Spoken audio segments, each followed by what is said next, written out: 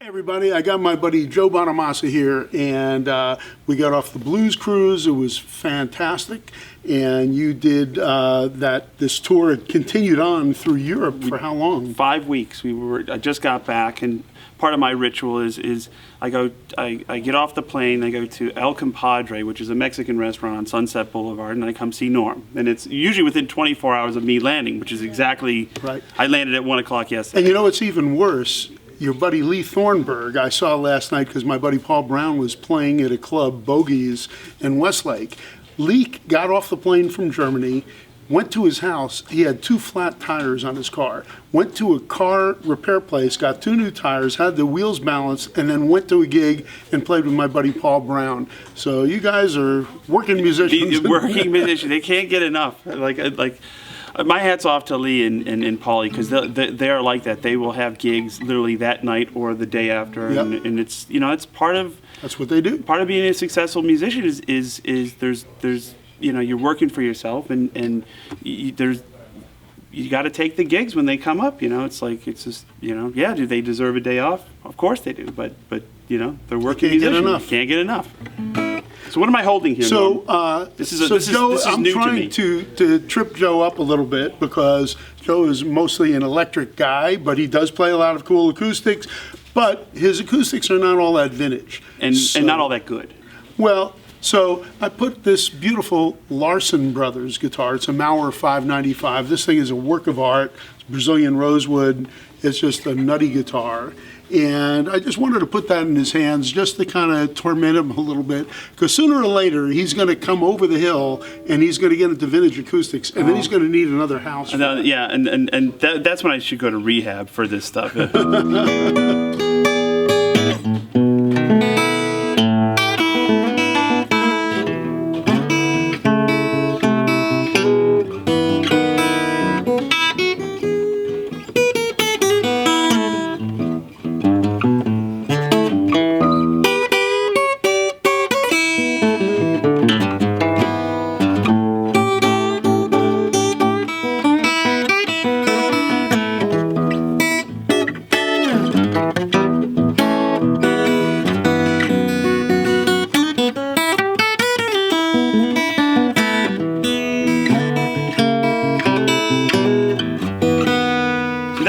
That's why I'm an electric player, is because I can turn the amp up on the electric guitar.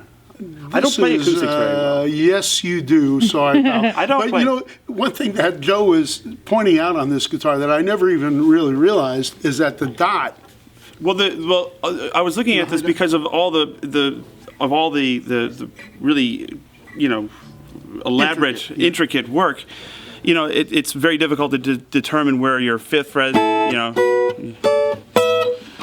So here, there's no dot on the 3rd fret, which is normally a marker. There's a dot on the 5th fret, dot on the 7th fret, and normally there's a dot where the C sharp would be. And there's no dot there. There's a dot where the D is. And then, obviously, the 12th That's fret. to keep you on your feet. You got to pay attention when you play that guitar. Because a lot of times, I have guitars with my name in the fingerboard, and I rely solely by looking down at the dots to figure out where you're at. And it's just, it's one of those things that, they were inventing this stuff. They were predate Larson Martin. Brothers was like one of the first companies to kind of really do bigger body acoustics. They kind of were even pre-Martin for a lot of the bigger body stuff. They had jumbos probably before anybody, right? Before the J200s and all that. We know a guy who's got a really big jumbo, Larson Brothers. You and I both know this. Yes, this is who we're yes. talking about. And the thing about it is this guitar had to be very expensive in the 20s or 30s. I mean, it had to be in the hundreds of dollars. This was their presentation because this would show what they're capable of doing. The inlay work is just amazing. And also the back, the Brazilian rosewood is just stunning on the back of this guitar.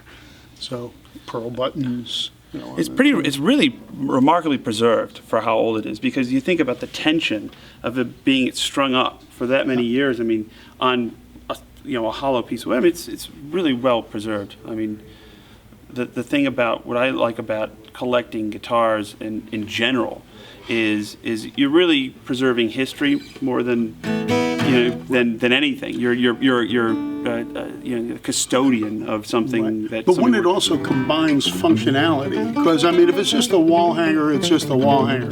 But if it plays and sounds great, and the old guitars are lighter weight, it's just the way they were made. Try that with an iPhone. Try to go. Is your iPhone from 2007 still capable of being relevant today? And the answer is no. Okay, this you're talking about something that's almost 100 years old, and you still can make modern music on it. I mean, it's incredibly forward-thinking stuff. Yeah. I wonder if they do that one more time, because you got that down right. That's the lick I showed you, right? The bluegrass guys call it the first 3 frets. They're like they can rip in the.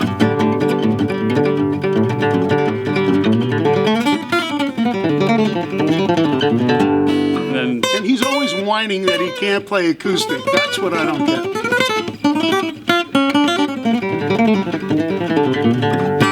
That's all I know. No more whining, Bonamassa. You know what I don't like about bluegrass music? What? Too many notes. Too many notes. Not enough feel and soul, man. Too many notes in bluegrass. And that's what they say about mine. My version of the blues. Too many notes. But anyway, this is killer. This is killer. Thanks for showing this to me because eventually I'm gonna when I either lose my hearing or get tired of the electric thing, I'm gonna just retire to an old rocking chair somewhere. And you don't even need an amp with these things. No, you don't even need it. You don't even need an amp. Although you could plug it into like a high power twin would be kind of fun. Yeah, there you go. But then the top would like explode and everything else. But maybe no pickup on this. Joe Bonamassa, I'm trying to help him here, trying to take him over the mountain to the other side.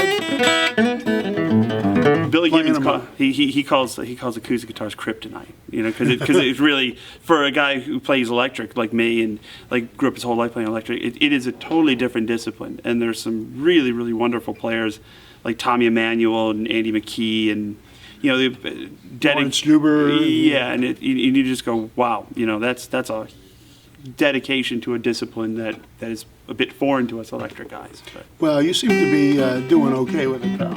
See, that's why we like the short videos of the acoustic guitars, because I can convince you for about 45 seconds I know what I'm doing. You got me convinced. So, anyhow, the great Joe Bonamassa, thanks you, buddy. Good to see you again. As always, I'm honored that Joe always, when he's in town, this is one of his home away from home. Yep, and today is Black Fender Day. I don't know, as long as there's no follow-up questions, that's all I can tell you. All right, we'll keep that a mystery until Joe springs it on you. Until they go to the counter and pay for it. Yeah. There you go. All right, Joe Bonamassa right here at Norm's Rare Guitars.